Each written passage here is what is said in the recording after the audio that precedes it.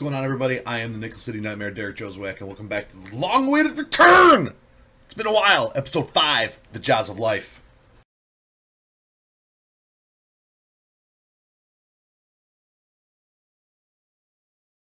First and foremost, I'm going to apologize for the long hiatus. For those of you who are paying attention to what I've been saying, I got a lot going on right now. Coaching high school baseball with my boys, training for my title fight at the end of April. Still got football season going on, trying to get my baseball team running. I'm a pretty active guy. Plus, got to keep things going with me and the GF. Got to show love to my girl, spend time with her, and occasionally I try to sleep. And like I said, I apologize for the long hiatus here, and I'm going to apologize. This might be a little bit of a short one because I'm just between lifting. I got to eat something, and I got baseball practice in a little over an hour or so now. So I just wanted to jump on and first things first. I'm going to jump on the sports bandwagon here. What in God's name is going on in the NFL with free agency right now? Like, seriously. I don't think I've ever seen a year that's been this crazy and this active in free agent signings. Maybe I just haven't been paying attention because my boys, the Buffalo Bills, haven't been really overly active in free agency, but it just seems like there's so many big names going everywhere. Who's bidding on this guy? Who's like, where's this guy? Oh, this guy got cut, but the free agent market's going to be huge on him. What is happening? Like, did the Eagles, like, dethroning the evil empire turn into everybody else going, we can build a team that can win? I mean, like, look at the money San Francisco's been throwing around. I love my boys, the Bills, which weirdly, hold on, I'm going to toss these on for this little segment here. So, my boys, the Bills, going after guys that they think fit the system. And you know what? I'm a huge proponent of this. As a coach, you have two options. You either find guys who fit the mold of what you want and what you want to do, or two, you mold to the team that you have. So, I'm not sure. I'm going to guess that, we saw it last year with the Marcel being traded, with Sammy being traded, with all these guys moving, that, we don't just keep guys because they're talented. We don't just hang on to people because they look like they fit the bill. We're looking for people who fit what we're looking for, who are going to #trust the process. And I dig that. I think it's one of the biggest things that led to, say, the Sabres' downfall. You had Lindy Ruff, who wanted to work and play a certain type of game, and we started saying, oh, this guy's talented, so we signed him. Name comes to mind, Robin Regeer. He was one of the most feared hitters in the game at the time. Scott Stevens light, if you will. And after a while, Ruff was saying things, don't lay that big body check on people. Don't take that big hit. I want you to work and grind along the boards because that's what we play. Well, if you're going to say that, you got to find guys who fit that bill. You wouldn't have told Barry Bonds in his day to stop swinging for the fences that we need more contact. You wouldn't tell a guy who's, a pure power hitter in baseball that, you want base hits out of him, not swing for the fences. Nobody's telling Albert Pujols, hey, Albert, cut it down a little bit. Nobody ever told Brett Favre, stop slinging the ball around the yard. We want, high percentage throws and checkdowns, and, we're going to try to run the ball a little bit more. You wouldn't tell Tom Brady or, Peyton Manning, hey, run what I call. I don't care what you see at the line. Run what I call, because that's what I want. So either find the guy that fits your mold or change your mold. And I think the Bills are doing a fantastic job of finding guys that fit the bill. And I love it. I love it. I absolutely adore what they're doing. And I'm excited for the first time in years. I'm actually excited for the draft. Not like, well, I guess not excited like watching a train wreck excited, or rubbernecking at an accident. Like, oh, Bills draft is coming out. I wonder what they're going to run into this time. That's a reference to like the Aaron Maben draft. Like, what? I'm excited to see who we pull. You know what?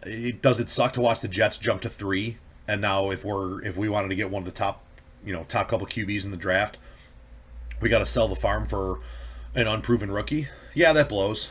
But what is going on with this right now? I don't get that. It's bothering me.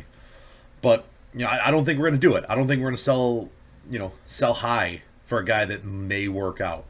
You may get the next Tom Brady, but Tom Brady was a late round guy. You might get that number 1 overall pick, that number 2 overall pick that pans out, but you might get the next Jamarcus Russell. I don't think we take that chance. I don't think we sell what we have for a question mark, unless they're convinced that that question mark is the answer. I'm excited to see what we do. I'm excited to see what's going on because we have a plan. We have an idea. For the first time, we have direction, and it's making me excited for football for the first time in April in a long time. Aside from the maybe this year. I wasn't flipping you off. Calm down. I have long fingers and it was a weird angle. I was crossing my fingers. Dicks. You're not. You guys aren't dicks. You're my fans. You're my peeps. But whatever. Yeah, I'm excited to see what's going on in the NFL right now, and I'm excited to see that it's actually there's activity. It's not just a boring, random guy. He was a practice squad guy, or he was a third stringer. Like, no, like you're seeing big names who were starters. Being shuffled all over the NFL. The landscape of football is changing, friends, and I love it.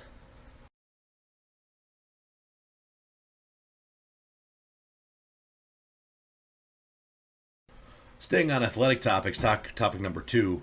It's the time of year. You got to talk about March Madness. You have to. So, any of you who know me know that I'm not a big basketball guy. And I can tolerate watching March Madness because I think it completely destroys the idea of the NBA as a whole. And it's not because sorry, I'm gonna be careful because I know this could be a touchy subject, but I want to know how you have some of the best basketball schools and players in the nation in the NCAA playing to a 69-67 final or a 71-70 final. And some of these guys who the next year are playing in the NBA with everybody who is just that damn talented, and they're playing to 100 and something to 100 and something. Is that a talent? Is that an offensive talent discrepancy, or is it the fact that the NBA doesn't play defense? And the reason the NBA is stupid to me is because teams don't play defense. You see it every time there's international competition, and you see one of the American Team USA dream teams, which I still think the original dream team would absolutely wipe the floor with any current dream team. But that's just me, and I don't know crap about basketball, so I could be just talking out of my ass, which is quite possible in this instance. But you see guys who, like, what was the last time that there was an international basketball competition that actually had like big time pros from the NBA? They focused on defense, and they scored like madmen, and they dominated other teams because other teams like expected to just be able to outshoot not outshoot, but sit with us in a shootout, which that's the same thing as any kind of bar brawl. You're gonna have a puncher's chance. You're gonna have a puncher's chance that somebody's gonna have a bad day and just start airmailing things or bricking things, and look, we beat the NBA All-Star team in a shootout because they had an off day shooting. No, they said we're gonna play defense. Good luck, and they dominated. And then you go back to the NBA and you see, final score 123 to 120 in a regulation game. What? In a regulation game? Come on. Who are we kidding here? It's like that's enough about that. We're going to move on to the fact. How about for the first time ever, you had a 16 beat a 1? Those kids from that school. Yeah, I'm a big fan of showing what heart and determination and a little bit of faith can do for a team. Actually, you can't see it. That one's not the one. There's over there, not this one right here. Over there is another jersey that's framed like this. That's from the first sectional title that, as a coach, I won. My kids won that I was coaching. And yes, my kids won that.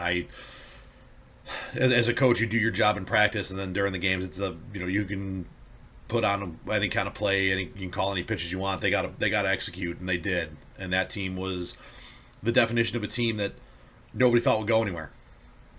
A lot of doubts, a lot of hate, and that team went and won a section, and then hung with the eventual state champion Victor team in the Far West Regional. That was a 1-0 ball game through 5 innings, and then they opened up on us because we just didn't have the depth to compete with them at that point. But we looked at it, and I mean, I love seeing stuff like that. I love seeing young teams that don't belong on the big stage, upstaging somebody. The number 1 overall seed in the tournament gets knocked off by a college that, when you say the name, first off, I feel bad because I'm doing this and I don't even remember the team's name, like BMSU or whatever, or BMUS or MBSI or CSI Miami. I don't know. I don't remember. Okay, I just think it's cool as hell that a group of young kids that people like, oh, this is an easy one, which apparently, I think it was Virginia that lost to them. They thought that too, and they were wrong. You ever been wrong? Happened to me. I love it. I absolutely adore seeing teams like that, because you know what? My Buffalo Bills were like that this year. They're going to be 3 and something, 2 and something. They'll be lucky to win a game. And then we went to the wild card, and by all rights, should have and could have won that one. We could have been in the divisional round. Would have, should have. It happens. The UB Bulls basketball team, first time going dancing. Bonnie's first time going dancing. The UB lost in the second round. It's still better than other teams that never made it.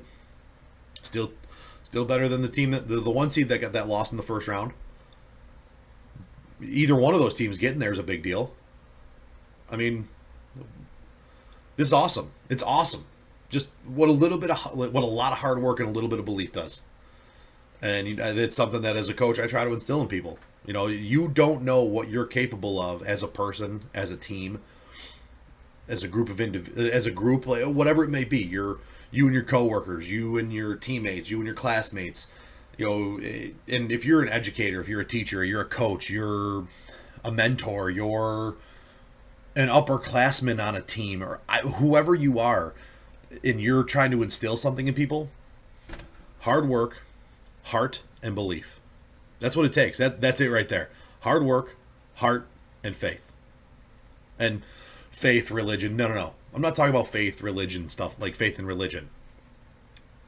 In my world, faith, what you believe in when you have nothing left to believe in. When you're the 64 seed playing the 1 seed, what do you have faith in? Me and my boys and our ability to play this game. When you're one of 90 people who applied for a job, what do you believe in? I believe that I'm the best candidate because of everything that I've gone through and everything that I've done and the hard work I've put in. I mean, what more can you put out there? What more can you ask anybody of? So when in any course of life, what do you believe in? What is the thing that when your back's against the wall and you got nothing left, what's the thing that pulls you back? What's the thing that brings you back to life? That's faith. That's faith to me, at least. Hard work, heart, and faith. Belief that you can. The heart to believe that you can do the work. And the heart to believe the hard work's going to pay off in the end. It's funny. I look up, I see there's 2 pictures hanging here. Actually, 3 pictures. The original team that won the first sectional title for Lancaster since 99, 2000. And only the 4th one at the time in school history. And then flanking it are the 2 league championships that my hardball team won. A group of, and in both those pictures, there's a group of guys who started playing together when they were 20, 21 years old, who always just fell a little short of the big one. And, those 2 years were an unbelievable run because we walked out with the attitude of, we're bigger than you, we're better than you, and we're just going to whoop your ass. And we did. And, the funny story about that first team is we lost our first game of the season, which is pretty par for us. It's par for the course. We always, whether it's having shown up hungover or it's just day one and we're just like, what the damn hell? It's a Sunday morning in April and it just doesn't work out for us. We're playing on a field Actually, I think that was it. I don't know if that was the year, but we usually lose it in a way where like the grass is this tall and it's a nothing game because nobody can hit because nobody's seen an off speed pitch it all year because nobody has the arm to throw live bullpens to anybody. When you get up into those leagues, and now we're trying to hit curveballs and it just doesn't work, and we end up losing a game on a ball that didn't reach the dirt of the infield with bases loaded and 2 outs, and it gets lost in the grass and somebody beats out the play, and that's how we lost that game. I don't think that was that year. I could be wrong, but we dropped game 1, and then we won the other 19 games, and then we swept the first series of 3, and then we swept the second series of 3. So that's up to 23 games in a row. Oh, I'll take that back. It was a 22 game season. So 25, 27. When we lost game 1 of the finals, and we showed up, we were tight, and we didn't know what we were doing. We'd never been there. We had never gotten that far, and we kind of lost faith a little bit. We acted out of character. We weren't ourselves. The next 2 games we came out and we won game 2 fairly handily, and game 3 was a dogfight, and we came out on top. And it was solely in the fact that we believed we could, and we believed we belonged there, and we were acting like ourselves. Hard work, a little bit of faith. And I know I stemmed a long way from March Madness there, but you know what? Sometimes the generic stems are worth it. So that's me on that topic, I guess.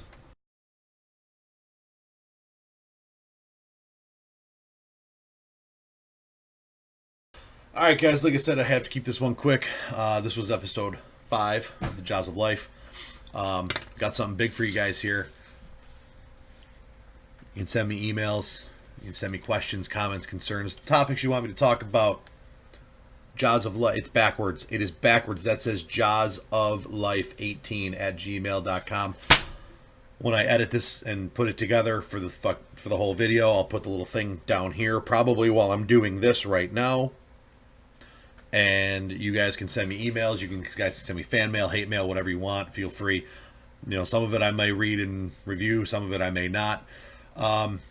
Thanks for tuning in again. Sorry this one was quick. Sorry it took me so long to get episode 5 done. Hopefully episode 6 is a little bit more coherent, a little bit better put together. And I hope you guys enjoyed this. Comment, like, subscribe, share, get it out there. Let everybody know about the big dog. And I will keep you guys posted on a lot of other cool stuff. Like I said, I'll keep you posted on my fight prep, on how the team's doing. Anything you guys want me to keep you updated on, and probably some stuff you don't. So thanks for watching. This is the Nickel City Nightmare. This is the Joz of Life. You guys have been great.